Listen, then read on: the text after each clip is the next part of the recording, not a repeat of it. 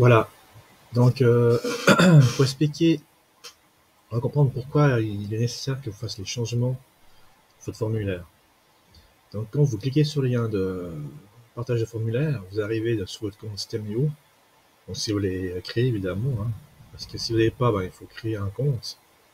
Ça, si vous ne savez pas, il faut envoyer un message. Je vous expliquerai comment créer votre compte. En toute simplicité, et surtout pas trop de temps déjà. Donc là, vous êtes dans le tunnel.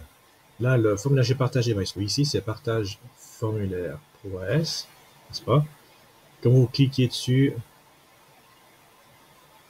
non, vous ne tombez pas là. Quand vous cliquez dessus, vous tombez là-dessus. Voilà. Ici, vous avez votre formulaire que vous envoyez, qui est celui-là. OK. Et là, vous avez la page de remerciement, mais ça, on ne va pas regarder pour le moment. On va regarder cette page. Donc, quand vous cliquez là-dessus, sur l'œil, on tombe ici, donc vous avez le formulaire. Et quand je partage un formulaire de ce type-là, donc vous avez tout l'ensemble qui est comme ça. Mais le problème, vous n'avez pas ces champs qui existent. Vous voyez, ces champs-là, ils ne sont pas existants chez vous. Ça veut dire que si vous partagez ce formulaire sans faire les changements que je vais vous expliquer, vous n'allez pas recevoir les informations de vos prospects qui sont ici. Parce qu'ils n'existent pas sur votre compte System.io. Vous avez la page qui est là, mais les champs sont inexistants. Ce qui veut dire, quand la personne elle remplit une information ici, par exemple,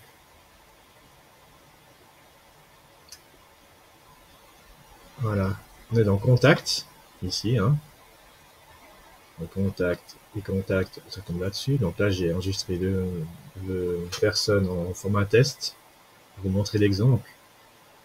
Donc voilà, quand je clique ici,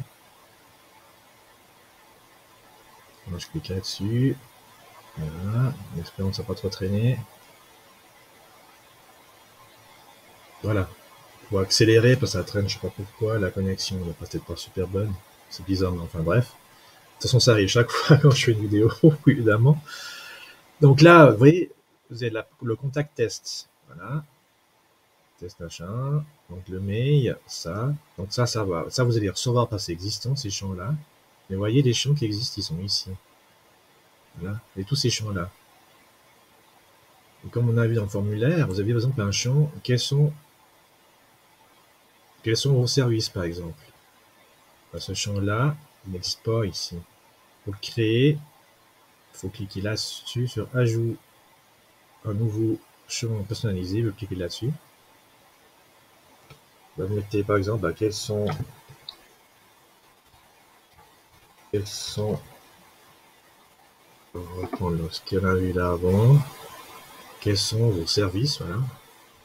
Remarquez quels sont vos services. Vous voyez, la clé est créée automatiquement. Cette clé, sachant que vous puissiez vous recevoir l'information. On fait sauvegarder. Quels sont, voilà, c'est ici, mais bon, il manque le point d'interrogation, c'est pas grave, c'est un exemple. Hein. Vous voyez, donc quand la personne, elle va cliquer, elle va rentrer les informations ici, vous allez recevoir là. Mais ce n'est pas tout. Pour que ça fonctionne, si je viens en formulaire, au formulaire, voilà, si je fais le changement, là je suis dans le formulaire, hein, ici, je fais le changement. C'est simple, hein, c'est pas compliqué. Hein. Il y a beaucoup d'étapes parce que je vais vraiment dans le détail. L'explication, mais c'est super simple. Hein, il n'y a pas de complication. Hein. C'est que je détaille tout, quoi, pour que vous puissiez bien comprendre. Si vous ne comprenez pas, vous revenez dans l'info. Vous voyez là, attention, ces types de données ne sont pas définis. C'est ce que je viens de vous expliquer. Et celui-là, pour qu'il puisse exister, voilà. Donc oui, ça c'est les champs. Chaque champ peut être changé. Donc cliquons sur la roue dentée, là. Je ne me trompe pas, oui, là-dessus. Voilà, quels sont vos services? Elle est ici, par défaut. Ça c'est par défaut, mais les types de données sont ici. Donc, que la donnée soit enregistrée, il faut que la sélection soit faite ici, dans le type de données. Vous voyez, en haut. Donc là, tous les champs qui existent. Voilà, donc quels sont vos services? Là, j'ai fait le changement, vous voyez. Pour choisir, pour que ces données, c'est dans ce champ que vous recevez vous les informations dans votre base de données. Voilà, j'ai enregistré. Hein. C'est nécessaire de la choisir ici. Type de données, on peut le choisir ici. Hein. On a choisi celui-là, quels sont vos services. C'est le message là qui va s'afficher dans le champ, ici. Donc quand la case est marquée quels sont vos services indiqués ici, donc vous allez recevoir les données. Là, le client, si prospect, je veux dire, il remplit ici, vous n'allez pas recevoir. Il pourra remplir, mais vous n'allez pas recevoir les informations. Pourquoi? Cette information-là, vous voyez, quand vous ouvrez un contact, vous avez tous les champs. Hein, la donnée sera affichée ici. Vous voyez, par exemple, si le mec sur vos services, il met, je sais pas, moi, c'est pompier, admettons, hein, ou plutôt, si on reste dans la branche, c'est une communication marketing, par exemple, sera affiché ici.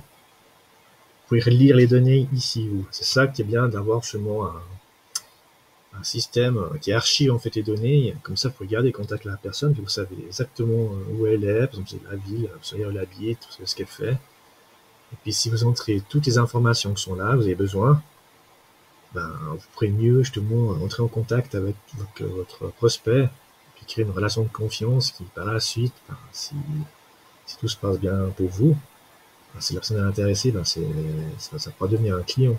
Donc c'est assez important justement de connaître un maximum chez la personne sans être intrusif. C'est la personne qui doit choisir si elle remplit ou pas, quoi. Voilà. Donc après, vous pouvez les changer hein, aussi. Hein. Moi, j'ai choisi les icônes. Bon, ça, c'est un détail. Hein. Les icônes, vous pouvez les choisir ici. Vous pouvez choisir, il faut mettre les mots en anglais pour les choisir. Par exemple, si vous cherchez, je sais pas, moi, dentiste, il faut trouver le mot dentiste en anglais, puis la file en recherche. Mais ça, c'est un autre détail. Je vais pas expliquer ça ici maintenant. Donc voilà, donc vous cliquez dessus. Bon, là, vous faites le changement, vous faites pareil. On peut choisir le type de données ici. Mais ce qui est important de faire, avant toute chose, c'est entrer tous les champs ici que vous avez besoin. Voilà. Donc j'espère d'être assez clair. Si vous avez des questions, n'hésitez pas à me contacter. Merci.